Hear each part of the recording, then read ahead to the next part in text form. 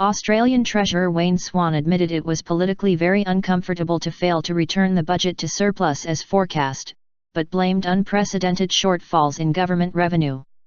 Swan, who will deliver his sixth annual budget tomorrow, said a year ago that the national accounts should come out of deficit this financial year. But a fall in tax revenues has forced him to delay the surplus.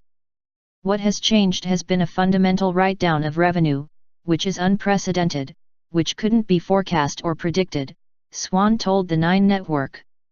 As the country prepares for elections in September, which opinion polls suggest will be won by the Conservative opposition led by Tony Abbott, Swan said voters could question why the surplus had not been achieved. But he said he was faced with the choice of cutting spending to the bone to maintain the surplus, a course which would affect jobs, or explaining the fall in revenue forecasts. "I'll take my medicine, I'll accept the politics of this are very uncomfortable," he said.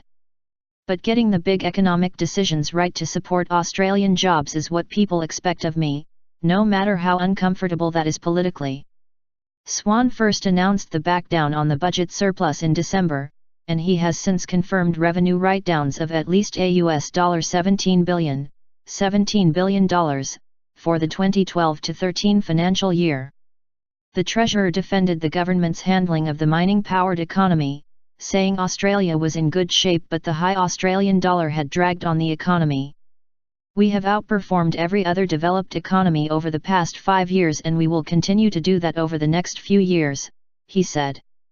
But coming with that has been a very strong and high Australian dollar. And that strong and high Australian dollar has caused an unprecedented set of circumstances in terms of the tax collections for the Commonwealth government through last year and early this year. The high dollar has squeezed domestic industries at a time when fluctuating commodity prices due to cooling Chinese growth have seen export earnings fall. Swan said the government planned to return to surplus, and the timeline for this would be revealed in the budget papers released on Tuesday evening.